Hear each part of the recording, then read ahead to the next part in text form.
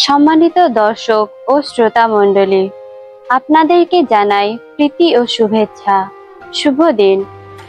আজ বৃহস্পতিবার ২৬ জুন ২০২৫ খ্রিস্টাব্দ।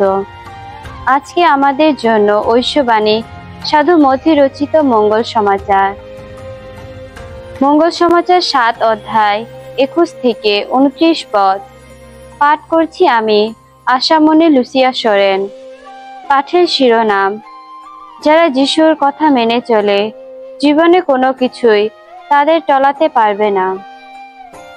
যিশু একদিন তার শিষ্যদের বললেন, যারা আমাকে প্রভু প্রভু বলে ডাকে, তারা সকলেই যে স্বর্গরাজ্যে প্রবেশ করবে তা নয়, স্বর্গে বিরাজমান আমার পিতার ইচ্ছা যে পালন করে, সে সেখানে প্রবেশ করতে পারবে। মহাবিচারের সেই দিনটি এলে অনেকেই আমাকে বলবে, প্রভু প্রভু, আমরা কি আপনার নামে প্রবক্তার কাজ করিনি? আপনার নামে কি অপদূত তাড়াইনি? আপনার নামেই কি অনেক অলৌকিক কাজ সম্পন্ন করিনি? সেদিন কিন্তু আমি তাদের স্পষ্টই বলবো, না, কোনো কালেই তোমাদের আমি আপন লোক বলে তো মনে করিনি। যত অপকর্মার দল, আমার সামনে থেকে দূর হয়ে যাও তোমরা।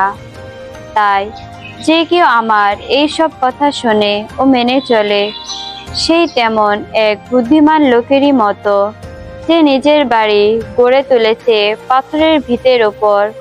হঠাৎ বৃষ্টি নামলে, বন্যা এলো, ঝড়ো হাওয়া বইল, ঝাঁপিয়ে পড়ল বাড়িটার ওপর, কিন্তু বাড়িটা তবুও ভেঙে পড়ল না, কারণ পাথরের উপর গাঁথা ছিল তার ভিত। এদিকে যে কেউ আমার এই সব কথা শুনেও তা মেনে চলে না, সে কিন্তু তেমন এক নির্বোধ লোকেরই মতো, যে নিজের বাড়ি গড়ে তুলেছে বালির ওপর। হঠাৎ বৃষ্টি নামলো, বন্যা এলো, ঝড়ো হাওয়া বইল এবং সজোরে বাড়িটার গায়ে ঝাপটা মারতে লাগলো, আর বাড়িটাও ভেঙে গেল।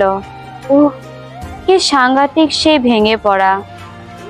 সেদিন এখানেই যিশু এইসব বিষয়ে তার বক্তব্য শেষ করলেন।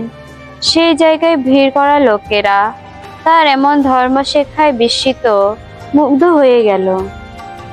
তিনি তো শাস্ত্রীদের মতো উপদেশ দিতেন না, দিতেন অধিকার প্রাপ্ত মানুষেরই মতো। খ্রিস্টের বাণী।